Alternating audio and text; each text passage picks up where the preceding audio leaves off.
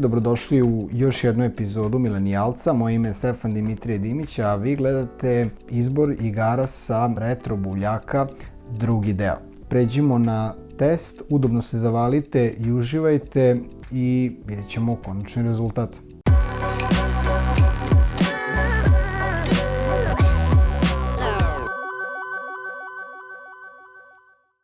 Kao što smo i rekli u samom uvodu, dobrodošli u drugi deo testiranja naših retro ulova.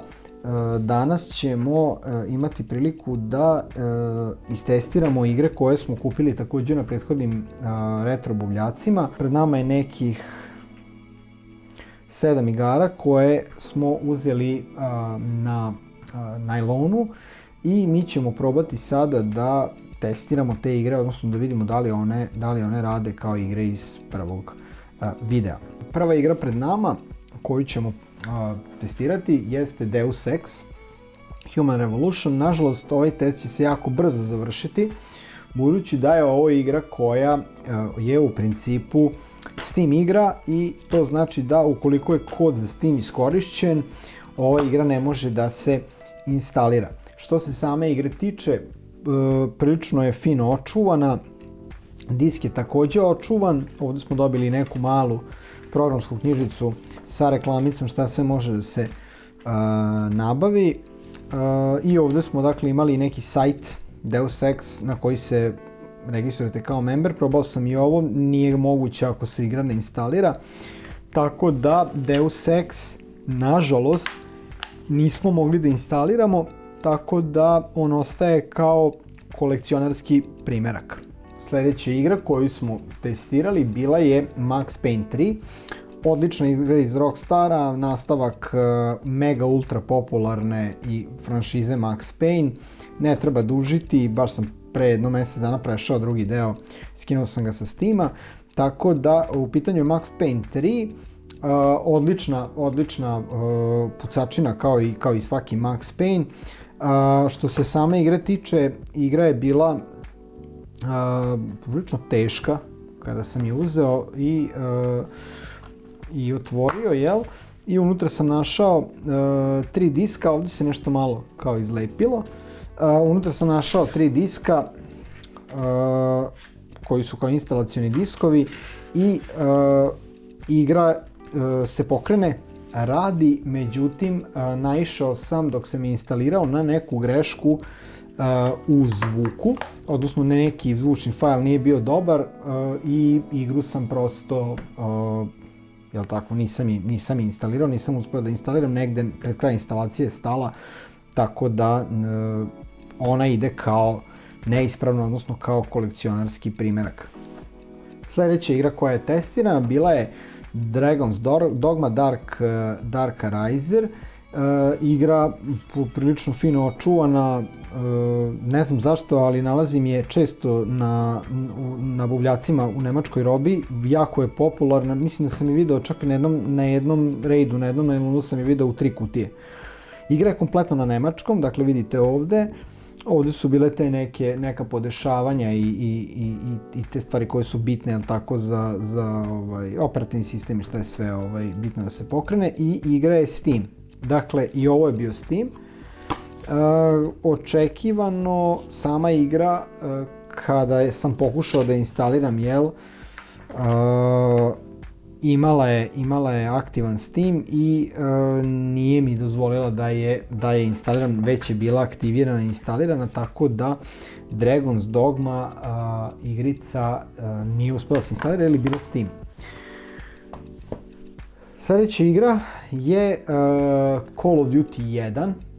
Mislim da sam ovu igru našao na jednom od prvih, mislim da čak i prvi buvljak bio, kompletno na nemačkom, dakle piše ovdje, ja sam to već i negdje i prevideo jer sam video, svida mi se kutija, svida mi se logo, htio sam da je imam ono za kod kuće, tako da sama igra, evo ovdje vidite ovdje ocene, apsolutni hit, mislim ko ne zna za prvi Call of Duty gdje je sve počelo, onda stvarno nema tu šta da pričamo. Dakle, igra kao igra, očuvana kutija teška, 2 diska, ovdje ispod imate još jedan disk i sama igra, jel tako, imala je ovaj meni, ovu uputstvo za korišćenje. I ovaj meni uputstvo za korišćenje vam govore, odnosno opisuju ceo gameplay, dakle šta imate od oružja, način kako se krećete, kao neki neka tutorial knjižica, u stvari kao neko uputstvo šta sve imate i šta sve možete da očekujete u samoj igri. Credits, dakle ko je radio na igri, to isto, i to bi bilo otprilike to. Serial number. Što se tiče same instalacije, igra je instalirana, međutim zahteva operativni sistem Windows 98, Millennium ili XP, tako da na 10 ja nisam pokrenuo. Jedan pratilac, subscriber je rekao i napisao dobru stvar, podigni virtualnu mašinu pa radi na njoj. Ne sam da vam otkrivam mnogo, ali nabavio sam jednu XP mašinu u kojoj ću praviti poseban klip, tako da vidjet ćete o čemu se radi. Dakle, igra je ispravna, radi, ali zahteva Windows XP. Sljedeća igra koju smo našli bio je čuveni Need for Speed Underground. Već je bila epizoda o Need for Speed Undergroundu, Kecu dvojci i Most Wantedu. Evo ovdje smo obuhvatili, ovaj Most Wanted nema veze sa ovim, to sam tek kasnije skontao. Sa igrom, to je neki njihov Most Wanted set igara koje imaju. Dakle, u pitanju Underground 1, ne treba dalje govoriti, igra je kompletno na nemačkom jeziku, ne treba dalje pričati o ovoj čuvenoj igri. Sad izlazi i remake, tako da imat ćemo priliku da zaigramo i remake i ovo i da uporedimo naravno koji nosi veću težinu i dozu nostalgije. Ili da li su ovi opravdali očekivanje sa ovim remake-om. U svakom slučaju nisam našao ništa ovde, imate 2 diska instalacioni i ovdje je mali kod prilepljen beli. U principu igra je ispravna, može da se instalira, međutim DirectX 9 traži stariji operativni sistem, dakle ko je entuzijasta, ko hoće s time da se zeza, može da uzme, pokrenuće ga, ali topla preporuka, što je rekao ovaj kolega, ili virtualna mašina ili neki zaseban računar na kojima možete ovo da instalirate i da se zezate do mile volje i da svoju nostalgiju prebacite u neke konkretnije aspekte, tako da idemo dalje. Naredna igra, poprilično lep primjerak, Need for Speed Hot Pursuit 2. Igra mi se svidjela zato što je napred bila poprilično očuvana. Uvijek mi se sviđao taj Lamborghini i taj njihov logo koji je bio, igrao sam je par puta kod kuma na Pentium 4 ili 3 nekoj smo je čak igrali, mislim da je imao tad, već je on imao neki, da li je to bio Windows 98 još, pa prelaz na neki XP ili tako nešto je bilo. U svakom slučaju kod njega sam je odigrao par puta kad sam bio klinac, jel? Igra je, ovdje sad ne vidim da li je na nemačkom, da, ovo je neki baš, ovo je Windows 98, to je ono, bukvalno. Zanimljivo, imao je te neke online zezalice, mogao je da se igra i online, imate ovaj GameSpy i serveri i slično. Ovdje su vam podešavanja, poprilično lagana igra, jel tako? Evo kaže 98, XP, Millennium, da, to su bili operativni sistemi. To je igra koja je kultna igra žaca i lopova, tako da možete da budete i policajac, možete da budete i underground vozač. Prema tome ne bih dalje dužio, igra poprilično jednostavna, jedan disk, evo ga ovdje, jedan disk i ova mala kao knjižica ili šta je već, to je onako stiglo uz neko uputstvo ili da, to je neko instalacijno uputstvo u stvari koje je stiglo uz samu igru, tako da ovdje vam je kod za instalaciju, to bi bilo to, ali sve je u principu očuvano, dakle Need for Speed Hot Pursuit, lepo očuvana igra i za policu i za igru, dakle testirali smo je, međutim treba vam operativni sistem, dakle virtualna mašina ili Windows XP u najboljem slučaju i radit će, može da se instalira, kod radi, samo morate da imate pravu mašinu za nju. naredna igra Trackmania Sunrise. Trackmaniju sam sretao još davnih dana u nekim igraonicama. Bila je nešto kratko popularna i kod nas u Karlovcima. A igra je bila poprilično očuvana i kad sam je video, mislim, jako sam je pretplatio sam, mislim da je bilo oko 200 dinara. Iskreno da budem, pretplatio sam je.